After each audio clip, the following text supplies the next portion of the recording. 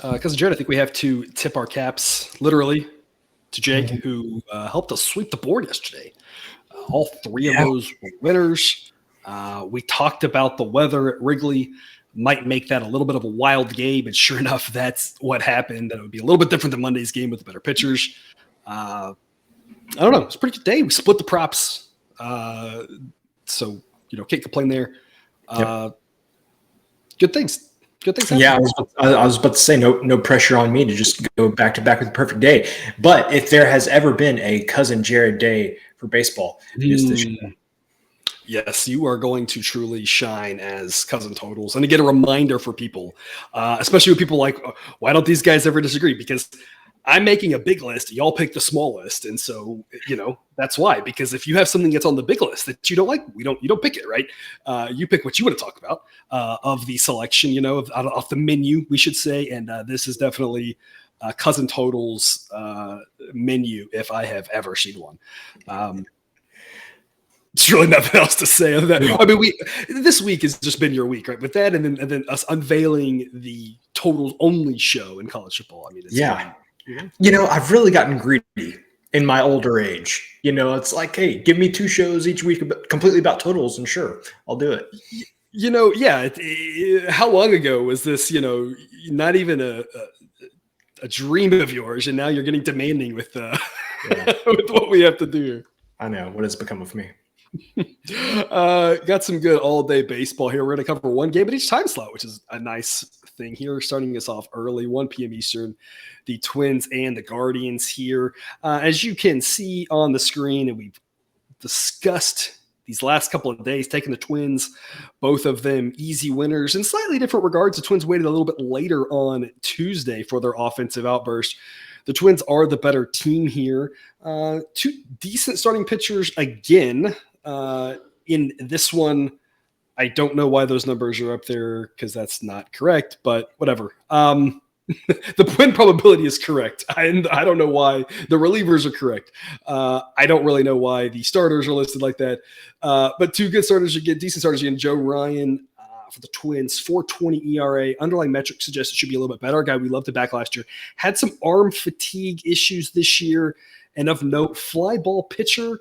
And a warm day with the wind blowing out. So something to keep note of there. Gavin Williams gets a 99 grade, whereas Joe Ryan is about a full standard deviation better than average. You got Gavin Williams right at league average, 346 ERA, but the underlying metrics suggest he's been getting a little bit lucky. Both teams have decent enough relievers. Offensively, again, Twins the better team. They should win, but right now it's priced pretty well. The model says it should be at minus 121, and you can get the Twins for minus 120. So it's not a bad investment if you want the Twins. This is not really a good one, in my opinion, at minus 120. We're looking for a better price. Minus 105 gets it to an A grade. Minus 114 gets it to a B grade. And again, I'm looking for a higher threshold on this one because of the fact that Joe Ryan is pitching. As much as we've liked him, I am concerned about his fly ball tendencies in a day with the wind blowing out to right center field at 10 miles an hour, mid-80s, a massive weather boost. And what we've talked about in this series, and we've seen a lot of runs, and I've predicted a lot of runs in the series, that the weather, if it's warm and the wind's blowing out, you see what's a pitcher's ballpark can be completely nullified, and these offenses can go crazy, especially with the Twins being so home run reliant. Hitting all these home runs, this sets up for them to hit a home run. That's why we're on the over 8.5. Model says 9.4. Cousin Jared, why do you like this over? So you mentioned it a couple of times there, but the weather, what is the game time temperature supposed to be there in Minnesota I'm going to go with Wednesday. Cleveland, 88 degrees. Sure. Yeah. 80, okay. 80 degrees. And how are we projecting the wind to be? You can give me knots or miles per hour. I cannot give you knots. 10 to 15 miles an hour out to right center field. Okay. So all of that adds up to a 21% park adjustment there. That is quite large and usually reserved for something that you see at, Wrigley or something like that. Really, you don't see very many others with the weather adjustment. Kansas City or St. Louis or Atlanta on a really hot day. Yeah, that's about the length of the list. So literally, I come in here and I get all of my information, which you can get if you are a Dub Club subscriber, and I see 21% weather adjustment. Like, sign me up. like almost blindly. Sign me up. And of course, you got, like you said, two solid, average, above average pitchers. But when you've got a 21% weather adjustment, doesn't really matter. Yeah. And this is a situation where Kauffman, being a hitter-friendly ballpark, this type of weather would give you a crazy total. But, we have a minus 10% adjustment for the park. So we start at normal, we drop at 10% because of the park, and then we go from there and up at 21% from that. So we're way overcoming the negative that we would incur because this is a pitcher-friendly ballpark on average. Mid-80s, mid-upper 80s for this game. Everything temperature-wise is based off the average baseball temperature at that park because that's where the park factor is created is what's the, on the totality of literally all the games. So when you talk about, Atlanta, Kansas City, St. Louis, when it gets warmer in those places or whatever, their average starting temperature is higher. Even DC, Baltimore, the average starting temperature is higher. Yeah. Cleveland, Minnesota, Detroit, a little bit Chicago, some of these more northern of the Midwest teams, their average starting temperature is a good 5 degrees lower. So 85, 86 on average here is more equivalent to low 90s in Kansas City with regards to how much warmer it is than that park plays. And that's why we've counteracted the negative of the park factor there because warm day wind blowing out, it's going to be real hitter friendly. Over 8.5 is the play.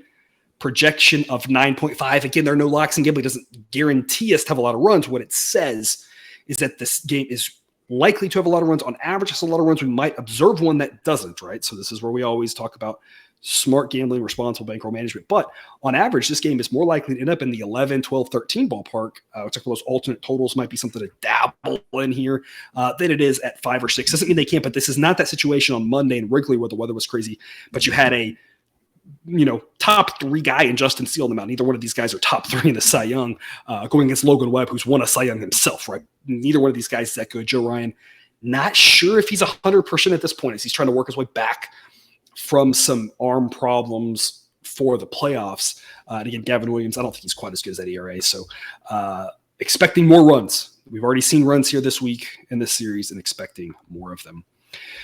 Afternoon game here for you, more middle of the day, 4:10 p.m. Eastern. I guess early in the day, enough if you're out on the West Coast. Phillies and Padres. Starters on this one.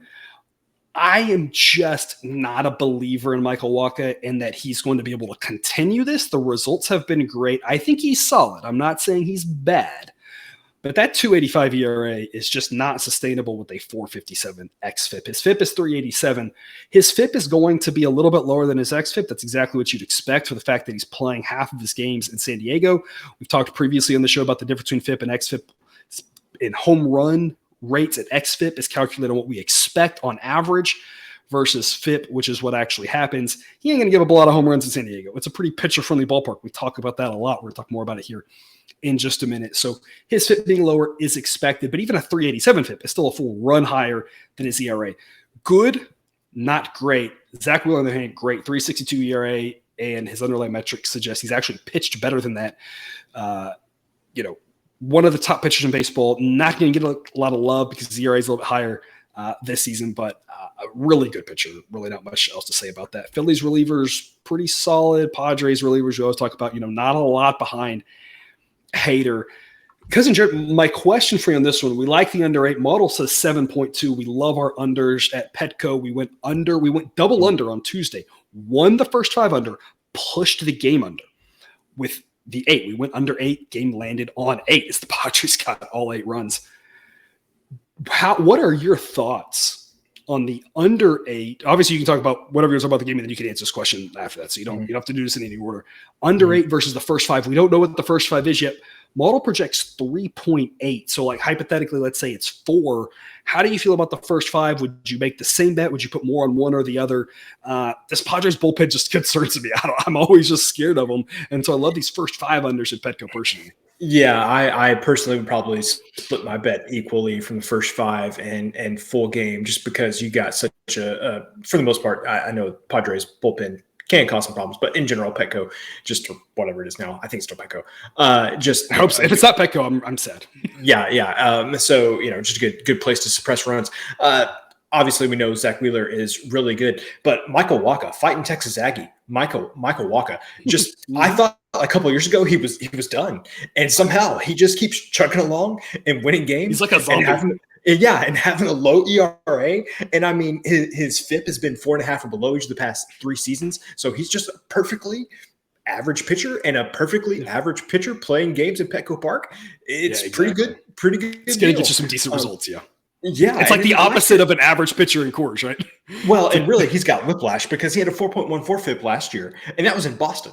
And so clearly he was doing something good last year as well. Anyway, I just want us to, take a moment and just remember Michael Wacha just went off the rails for about 2 years and then got back on and doesn't get, I don't think gets the respect that he deserves. To your point, it's a lot of that is Petco Park. But he's just been like amazingly just slightly above average the past few years. And I don't think he gets enough credit for that. So sure, sign me up. Let's go half unit on the first 5 under, whenever that line may come out. And then, full game under 8. I like that one a lot as well.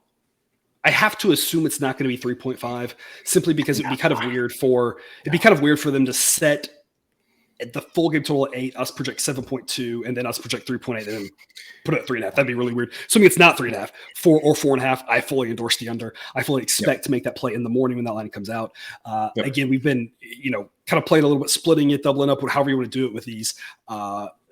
We kind of had a run where we weren't playing a lot of the unders in San Diego. Now we're kind of getting back into it, so it's exciting to do that because they're usually pretty solid. Again, they were good to us here on Tuesday nights. With regards to side, Phillies minus 115 right now would be a B grade. The threshold for that B grade is minus 122. You can see on screen minus 112 gets you to an A grade. Phillies would be a decent look. Backing Wheeler's never bad. Just looking for a slightly better price for the A grade. I think I'm kind of like you in this one. I like the Phillies. I think minus 115 is reasonable. I don't think it's crazy to play it. If you're looking for one play, the best play is the under on this, at least right now with the Phillies at minus 115. But if it does drop into that minus 110 or better, it'll be hard to pass on the Phillies. They handled Padres really well in game 1. Padres look really good in game 2. It's been kind of a battle of starting pitchers who's really shown up or whatever. I don't think any of that's relevant to this game. What's relevant to this game is Zach Wheeler's the better pitcher, and Wacha's going to do decent because that park, but Wheeler should have himself a really good game there in Petco. But I think the best pick is this under because if one of these pitchers accidentally gets hit around a little bit, you expect the other one to come through for you and maybe get a shutout just like we had here on Tuesday night where the game was 8-0. And so we at least pushed, even though one team scored 8 runs because the other one did their thing. And that's the benefit of taking these full game or first 5 unders is that you get both sides of it, both pitchers kind of fighting for you here. And so that's the idea there with this under 8 or the first half again, assuming it is 4 or 4.5. Yep. Astros and Rangers, what was expected to be a battle for first place in the AL West, the Rangers fading quickly down to 3rd place. Astros now for the first time all season in sole possession of first place. Because, Jared, I hate this Astros team. I mean, I do not like them. It's all about perspective. I mean, if we would have said in 2013 that we hate this Astros team, we would have said we needed to be checked into a mental facility. This is true. It's all about perspective. This is true. It's just a frustrating team. Yeah. The decisions that Dusty Baker continues to make are frustrating as a fan. It's just not I don't know. I'm just not a huge fan of this team. I want Hunter Brown to be better, and he's just not. JP France was a fun story, and boy, the regression monster has come for him. Javier has just, I think he'll be better next year. I just think all those innings last year and the World Baseball Classic stuff didn't help. Didn't help matters with that. There's just a lot of holes in this team, and somehow they're sole possession of first place, partially because the Rangers are falling apart. The Rangers bullpen is falling apart. You have a matchup of 2 past their prime aces in Justin Verlander and Max Scherzer. Still get pretty solid grades according to the model. 79, 77, you can see on screen. This Astros offense, though, fully healthy, and Altuve hitting 5 home runs in a span of 7 innings, which doesn't even seem mathematically possible between the end of the game on Monday and then the start of the game on Tuesday. This Astros offense is rocking and rolling. This Rangers bullpen has looked terrible. We've seen both of these pitchers can give up some runs. Verlander's been serviceable. He's given you some innings. I think last time we were in here, we talked about Verlander. He ended up having a good start. He's had some good starts. He might have a good start here, but he's had some questionable ones too. Very up and down and this Rangers offense still can hit the ball. Model projects this to be up over 9. I'm not really sure why, with all the runs that have been scored as of late here in this series. This total is at 8.5. But here we are going to go over 8.5. This could be a tight game. It projects to be a tight game. Look at that. It's pretty dang close to 50-50. You get to 4-4, you got a winner here at over 8.5. Because Jared, what do you got?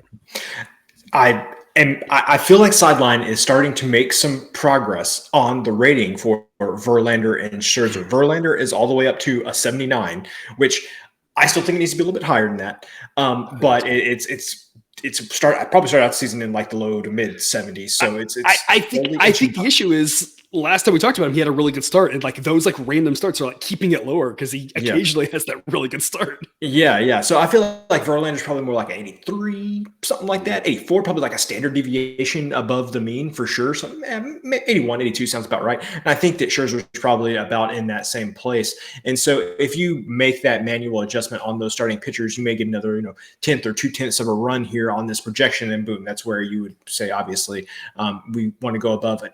8.5. And then to your point, I don't know what the Rangers bullpen is going to throw out there. Of course, that could be counteracted by Dusty Baker batting Yadier Diaz like in the 8-hole. But or not at all. We're just picking nits at this point. Anyway, this has been really a high scoring series. I don't see that changing, at least on the Astros side. I don't see that changing in this game. I think the pitchers are a little bit overrated, and the bullpens have already had a lot of work and probably can get more work tomorrow. Yeah, it sets up to be that classic. These two pitchers are really good, but a lot of times the two good pitchers turns out to be a higher scoring game. This isn't, Spencer Strider and, Justin Steele on the mound. It's not those that good. It's not those good pitchers. It's guys who used to be, dominant, but now losing a step against these offenses. It's almost like the opposite of what we talked about in San Diego. I'm not convinced necessarily that both will do bad, but like one of them's probably going to get hit around a lot. And then you're going to get into the bullpen for that team. And it can get questionable on both sides, depending on exactly who is used. So coin toss type game, loving the over. And that would take us to our pitcher prop of the day. We're going to go Justin Verlander under 5.5 strikeouts. It's plus odds. I'd like the under 6.5 as well with minus odds. Obviously, you hope it's not, minus 170 or something like that. But that extra strikeout there is worth laying a little bit of juice for. You can see he hovers right around 5 or 6 a lot. I'll put up another graphic there. Outlier.bet /professor 7-day free trial. Check them out. You get a lot of data. It's all like color code. A lot of it's color coded into green and red based off which one you picked, like green being good, red being bad. You can see it on screen. It's got a lot of stuff. It's a lot of fun to play around with if you're doing some of these player props, NFL props, college football props as well. Wanted to put that on screen. You may have a hard time seeing it, but the median batters faced for him is 25, and he's pretty consistently hovering between 20 and 30. He doesn't have a lot of starts where he's going to only face 12 batters, get lit and get taken out, but he hasn't had a lot of starts where he's gone, 35 batters and really worked it up. I mean, for the most part, he's got look at how many 24s and 26s there are, which is really tight. I mean, it's a very low standard deviation from there, especially once you get rid of the 20, and 29 stretch that he had relatively early on. He's going to give you some innings for sure, but his strikeouts are down. The high fastball has not been as good for him. And because his strikeouts are so down, he's under 8 strikeouts per 9. And his median strikeouts per game is 5. So you have a Rangers lineup. It's pretty average with regards to strikeout. They're not really too high or too low. They're kind of run-of-the-mill, ho-hum. And if this Rangers offense gets going, Dusty's got a fresh bullpen. He might be a little bit antsy, pull Verlander, after 6.